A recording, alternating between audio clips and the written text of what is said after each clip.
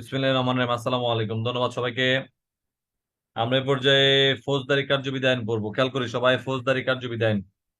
গত ক্লাসে আমরা ফৌজদারি কার্যবিধি আইনের পড়েছিলাম। ফৌজদারি কার্যবিধি আইনের পড়েছিলাম 402 এর ক ধারা পর্যন্ত। একটু প্রিভিয়াস ক্লাসটা একটু রিভিশনে যাব, দেন আমরা নতুন ক্লাসে যাব। আমরা খেয়াল করব, ফৌজদারি কার্যবিধি আইনের গত ক্লাসে পড়েছিলাম সরকার কোন কোন ক্ষেত্রে দণ্ড স্থগিত অথবা মওকুফ করতে পারেন, কোন কোন ক্ষেত্রে দণ্ড রদবদল করতে পারেন, সে কার্যক্রম সমূহ রাষ্ট্রপতি কোন কোন ধারা মতে করতে পারেন। তাহলে আমরা দেখতে পাই প্রথমে 401-এ আমরা দেখতে পেয়েছি সরকার দণ্ড মওকুফ অথবা স্থগিত করতে পারেন। পাশাপাশি কোনো ব্যক্তি দণ্ড মওকুফ অথবা স্থগিতের জন্য আবেদন করতে পারেন।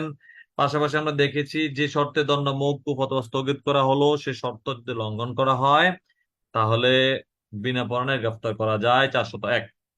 আর দণ্ড রদবদলের বিষয়ে আমরা জেনেছি সরকার চাইলে দণ্ড রদবদল করতে পারেন। যে দণ্ড দেওয়ার কথা সে তার চেয়ে অধিক দণ্ড দিতে পারেন, তার চেয়ে কম দণ্ড দেওয়ারও সুযোগ রয়েছে, যা না হলেই নয়।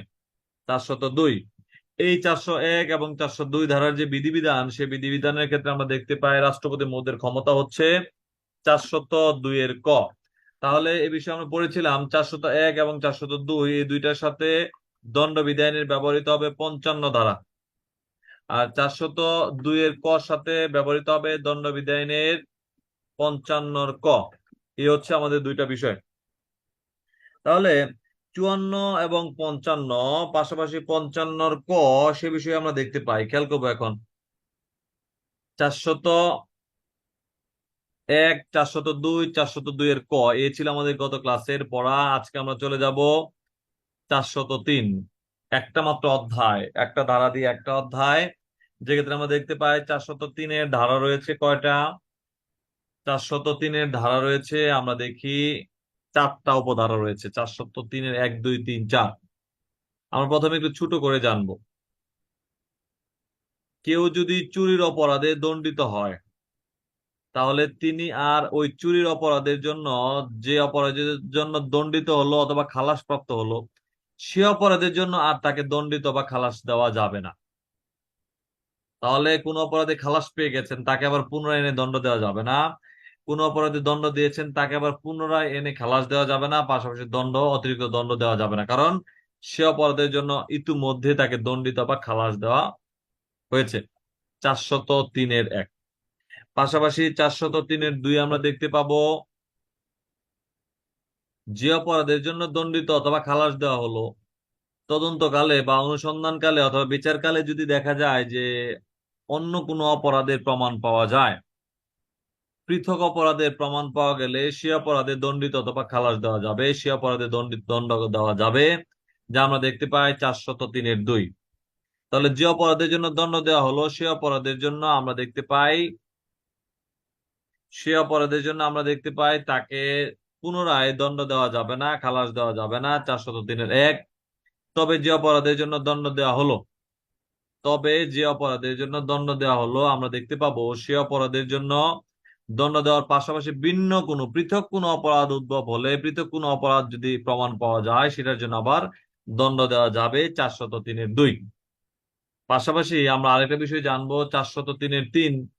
যে অপরাধের জন্য দণ্ড দেওয়া হলো, দেখা যায় যে সে অপরাধের প্রতিক্রিয়া স্বরূপ ভিন্ন কোনো অপরাধের উদ্ভব হয়েছে, সেটার জন্য আবার দণ্ড দেওয়া যাবে। যেমন কাউকে আপনি গুরুতর আঘাত করলেন, সে অপরাধের প্রতিক্রিয়া স্বরূপ কোনো এক সময় তিনি মারা গেলেন, 6 মাস, 5 মাস, অনেক ক্ষেত্রে একটু সময়, লেন্দি প্রসেস, মামলার বিচার কার্য চলতেছে বা মামলা বিচার কার্য হয়েছে, দেখা গেল যে সে অপরাধের জন্য প্রতিক্রিয়া স্বরূপই তিনি মারা গেছেন। তাহলে কোনো অপরাধের প্রতিক্রিয়া স্বরূপ যদি কোনো অপরাধ উদ্ভব হয়, সে অপরাধের জন্য আমরা দেখতে পাই দণ্ড দেওয়ার বিধান রয়েছে 403-এর 3।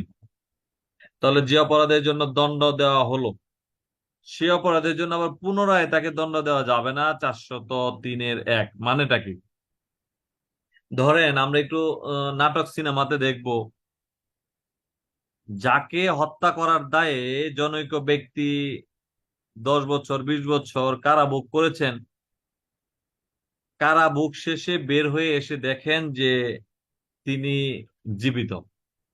এখন যাকে হত্যার দায়ে আমি কারাভোগ করলাম এত বছর, যাকে হত্যার দায়ে আমি কারাভোগ করলাম এত বছর, কারাভোগ করার পর বের হয়ে এসে দেখি তিনি জীবিত, তখন আমার মাথা অটোমেটিক্যালি একটু গরম হবে যে কিরে, ওকে হত্যার দায়ী তো আমি এত বছর জেল খাটলাম, তো সে আবার জীবিত থাকে কিভাবে?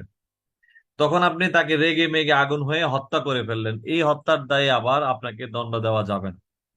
তাহলে যে অপরাধের জন্য দণ্ড দেওয়া হলো সে অপরাধের জন্য পুনরায় তাকে দণ্ড দেওয়া যাবে না, কারণ তাকে হত্যার দায়ে বা তাকে হত্যার সহযোগিতার দায়ে আপনাকে দণ্ড দেওয়া হয়েছে 403-1 ধারায়।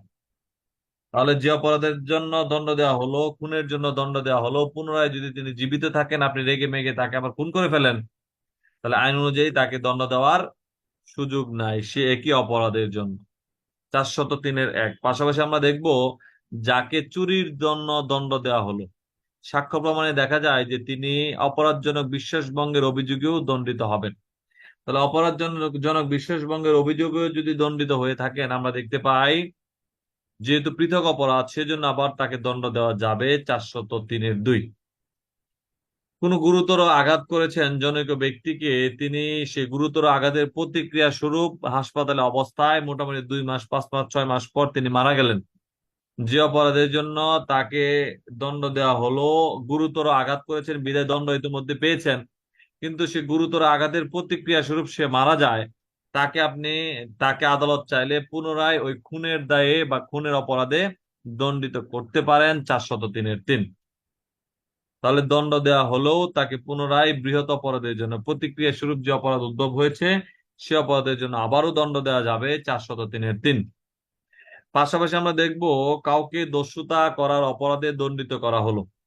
দস্যুতা যে আদালত তদন্ত করতে ক্ষমতাবান, ডাকাতি সে আদালত তদন্ত করতে ক্ষমতাবান নয়, সরি বিচার করতে ক্ষমতাবান নয়। তাহলে যে আদালত দস্যুতার জন্য দণ্ড প্রদান করলেন, যে আদালত দস্যুতার জন্য দণ্ড প্রদান করলেন, আমরা দেখতে পাই সে আদালত ডাকাতির জন্য দণ্ড প্রদান করতে ক্ষমতাবান নয়। সাক্ষ্য প্রমাণে দেখা যায় দস্যুতা করার পাশাপাশি আসলে প্রকৃতপক্ষে সেটা ছিল ডাকাতি। দস্যুতা করেছেন, পরবর্তী অপরাধ হচ্ছে ডাকাতি, তাহলে আপনাকে ডাকাতির জন্য দণ্ড দেওয়া যাবে 403-4। অন্য আদালত আপনাকে দণ্ড দিতে পারেন। তাহলে প্রশ্ন হলো, এক অপরাধের জন্য দ্বিতীয়বার সাজা দেওয়া যায় কিনা। যদি এমন কোনো প্রশ্ন আসে যে এমন কোনো অপরাধ যে অপরাধে দণ্ডিত হয়েছেন বা খালাসপ্রাপ্ত হয়েছেন সে অপরাধে আপনাকে পুনরায় দণ্ড দেওয়া যায় কিনা, আমরা স্পষ্টতই দেখতে পাই 403-1 ধারায় যে অপরাধের জন্য দণ্ড দেওয়া হয়েছে সে একই অপরাধের জন্য বা যে অপরাধে আপনি ইতিমধ্যে খালাসপ্রাপ্ত হয়েছেন সে অপরাধের জন্য আপনাকে কোনোভাবেই পুনরায় দণ্ড দেওয়া বা খালাস দেওয়া যাবে না। 403-1। পাশাপাশি 403-2 আমরা দেখতে পাই যে অপরাধের জন্য দণ্ডিত অথবা দণ্ডিত করা হলো অথবা খালাসপ্রাপ্ত হয়েছেন সে অপরাধের পাশাপাশি পৃথক কোনো অপরাধের যদি প্রমাণ পাওয়া যায় সে অপরাধের জন্য আবার দণ্ডিত করা যাবে। তাহলে পৃথক অপরাধে দণ্ডিত করা যাবে 403-2।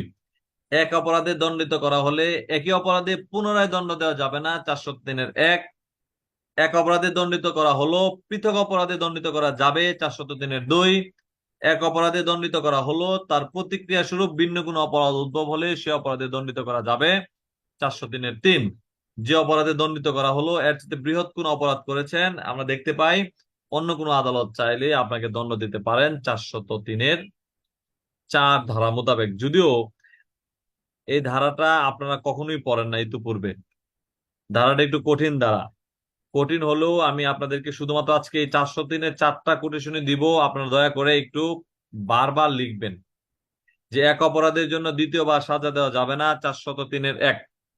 এক অপরাধের দণ্ডপ্রাপ্ত হলে বা খালাসপ্রাপ্ত হলে পৃথক অপরাধের উদ্ভব হয় বা পৃথক অপরাধের প্রমাণ পাওয়া যায় সে পৃথক অপরাধের জন্য দণ্ড অথবা খালাস দেওয়া যাবে 403-2। যে অপরাধে দণ্ড দেওয়া হলো সে অপরাধের প্রতিক্রিয়া স্বরূপ অন্য কোনো অপরাধ উদ্ভব হলে সে অপরাধের জন্য দণ্ড দেওয়া যাবে 403-3। যে অপরাধে দণ্ড দেওয়া হলো বা খালাস প্রদান করা হলো, আমরা দেখতে পাই যদি সে অপরাধের জন্য তিনি দণ্ডদানে ক্ষমতাপ্রাপ্ত না হন তাহলে ভিন্ন আদালত বা ক্ষমতাপ্রাপ্ত আদালতও তাকে দণ্ড দিতে পারবেন 403-4। তাহলে ভিন্ন আদালত কর্তৃক দণ্ড 403-4। ভিন্ন আদালত কর্তৃক দণ্ড 403-4। তাহলে আবার একটু খেয়াল করেন, প্রথমে আমরা জেনেছি এক অপরাধে দণ্ডিত হলে সে একই অপরাধের জন্য পুনরায় দণ্ড দেওয়া যাবে না, 403-1। পৃথক অপরাধে আবার দণ্ড দেওয়া যাবে, 403-2। যে অপরাধ করেছেন সে অপরাধের প্রতিক্রিয়া স্বরূপ এমন কোন অপরাধ উদ্ভব হলো সেক্ষেত্রেও দণ্ড দেওয়া যাবে, 403-3। পাশাপাশি অন্য আদালত বা ভিন্ন আদালত কর্তৃক দণ্ডদানের প্রক্রিয়া আমরা দেখতে পাই 403-4। তাহলে আজকে কি পেয়েছি? সরকার কর্তৃক সরকার কর্তৃক দণ্ড স্থগিত অথবা মওকুফ করার ক্ষমতা 401। সরকার কর্তৃক দণ্ড দান অথবা রদবদল করার ক্ষমতা 402। পাশাপাশি আমরা দেখতে পাই রাষ্ট্রপতি কর্তৃক এই দণ্ড দেওয়া অথবা রদবদল করা, মওকুফ করার ক্ষমতা 402-ক। 402-ক। পাশাপাশি আমরা দেখতে পাই 403-এ আমরা পড়েছি এক অপরাধের জন্য দণ্ডিত করা হলে সে একই অপরাধের জন্য পুনরায় দণ্ড দেওয়া যাবে না, 403-1। এই ধারার সাথে আপনারা কিন্তু ইতিমধ্যে পড়েছেন সাক্ষ্য আইনের 40, পুলিশ আইনের 36, অস্ত্র আইনের 31 পড়েছি না আমরা। এই তিনটা ধারা ব্যবহার করব 403-1 ধারার সাথে। 403-2, যে অপরাধে দণ্ডিত হয়েছেন পৃথক অপরাধের প্রমাণ পাওয়া গেলে সে অপরাধে দণ্ড দেওয়া যাবে, 403-3। যে অপরাধে দণ্ডিত হয়েছেন সে অপরাধের প্রতিক্রিয়া স্বরূপ একই অপরাধের রেশ প্রতিক্রিয়া স্বরূপ অন্য কোনো অপরাধ উদ্ভব হলে সে অপরাধে দণ্ড দেওয়া যাবে, 403-3। পাশাপাশি যে অপরাধের জন্য দণ্ড দিয়েছেন যে আদালত, তার ঊর্ধ্বতন কোনো আদালত যদি আপনার অপরাধ প্রমাণ পাওয়া যায়, প্রমাণ পেয়ে থাকেন, সেক্ষেত্রে ভিন্ন আদালত কর্তৃক দণ্ড দেওয়ার সুযোগ রয়েছে, উচ্চতর আদালত কর্তৃক দণ্ড দেওয়ার সুযোগ রয়েছে, 403-4। আমরা আজকে এ পর্যন্ত থাকবো। ধন্যবাদ সবাইকে। আমরা এখন প্রশ্নোত্তর পর্বে যাবো। আসসালামু আলাইকুম।